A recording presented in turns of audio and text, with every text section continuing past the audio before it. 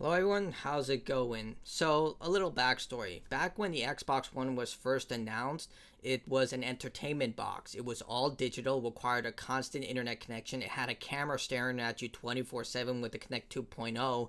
And best of all, physical games were basically worth it. You would buy a disc from a store and it would just download the game into your console. That was basically it like the game key cards for the Nintendo Switch 2, and people hated it so much that Microsoft had to backpedal on everything. Phil Spencer took over. He said, you don't need the Cadet 2.0 anymore. We're going to lower the price to $400 like the PlayStation 4. It's not going to be always online. Physical games will still work on the console. You don't need to download anything other than patches. So they completely backpedaled because sales just plummeted. I remember when they came out, those consoles, literally there would be signs everywhere saying, we have Xbox Ones, we don't have PlayStation 4. It's like everywhere had that.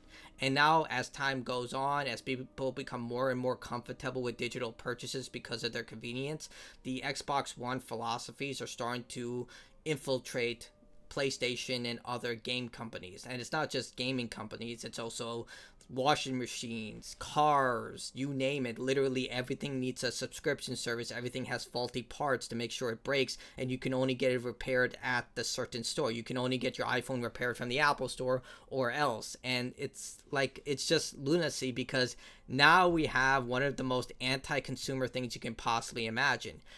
Any PlayStation game purchased digitally after March's system update will reportedly now require an internet connection once every 30 days to validate the license. If the console stays offline longer than that, the game will not launch until you reconnect. So here's the ticket from the individual. And this is incredibly scary. If anyone is for this, immediately ignore their opinion. They are stupid. This is one of the most anti-consumer thing you can possibly imagine, and you probably are thinking it can't be that bad. You can't be that crazy. They can't be that crazy to do something like this. Well, Spawnwave did a test on it. I'll leave the video link below, but he basically tested several games. He bought a brand new indie game. He tested his disc copy of Pragmata and Crimson Desert. Crimson Desert worked. The indie game did not. It needed a server confirmation, and Pragmata did work. And before you say, well, there's no way that this will go into physical games, well, you didn't listen to the first part of my argument. Literally, Xbox One was trying to do this. And what's stopping them from saying, like, with this copy of Tales of Arise or Metal Gear Solid Delta Snake Eater, I still have to play this, but yeah, say that you got this copy of the game. This game has a unique license code. All physical games do. So what if you insert this game, and they say, well, now every 30 days you need to insert this game back into your console to test whether it's a legitimate copy or not. And if you were to give this game to someone like my cousin, I would give this game to my cousin so he can play it, they would say, oh, well, sorry, you can't do that because this game is registered under someone else's account. Now, anyone who's as old as me knows that's complete lunacy. Like, you used to just give games out and just allow people to play them. That's their entire goal here. To fully control everything you do. You own nothing, and even if you have a physical game, well, you can't hand that off to someone else because that's a lost sale in their book. You have to rebuy the game through whatever service.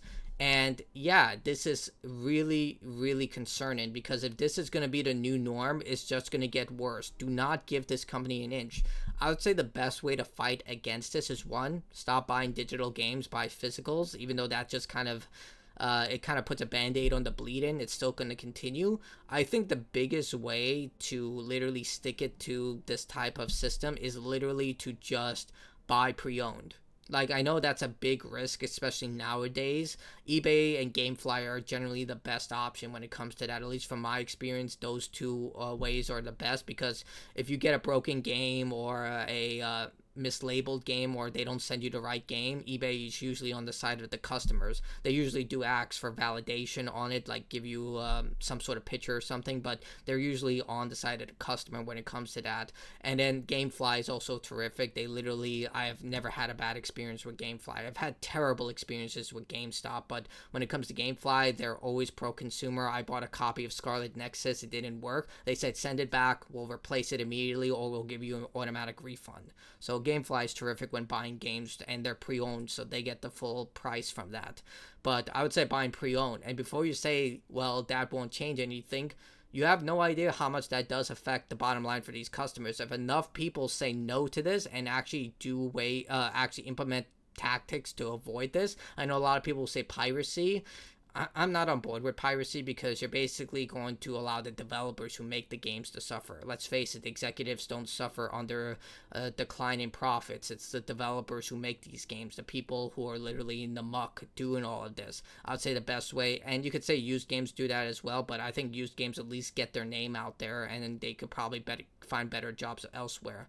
I know it's not as simple as that, but you gotta find ways to stop this, because a great example with that would be Xbox Game Pass. Recently, they immediately lowered the price for everything. Why did they do that? Because they raised it to $30. No one was paying it, and they had to make a very conscious decision to bring customers back. I don't know how many customers they got back after they lowered the price, but a lot of people saw that as positive changes. Even though they took Call of Duty off the service for 1 year after its launch, it still was positive change because they lost so much customers that they had to make changes. At the end of the day, you're in control, and you get to decide how these systems get implemented.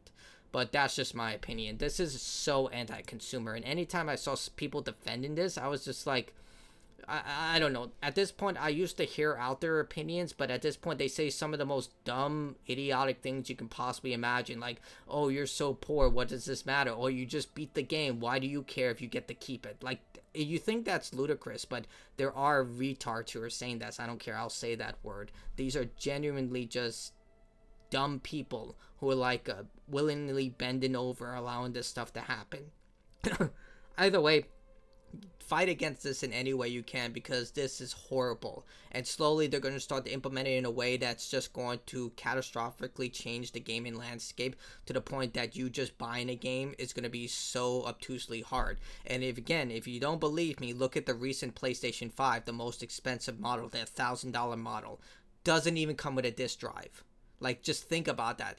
You can't even play your physical games unless you buy an optional device that was standard on every console that's ever come out previous to this generation.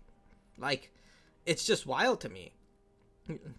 Like, I even think about, like, PCs should come with disk drives nowadays. Like, I really hate the idea that we phased out disk drives from PCs. I've literally purchased an optional disk drive because to me it's just crazy, because they're just finding ways to remove your ability to literally have just physical media at this point. So tell me what you think think of this in the comments below. I love to hear other people's opinions, but as I stated, I hate this. I hate this, and I want it to go away.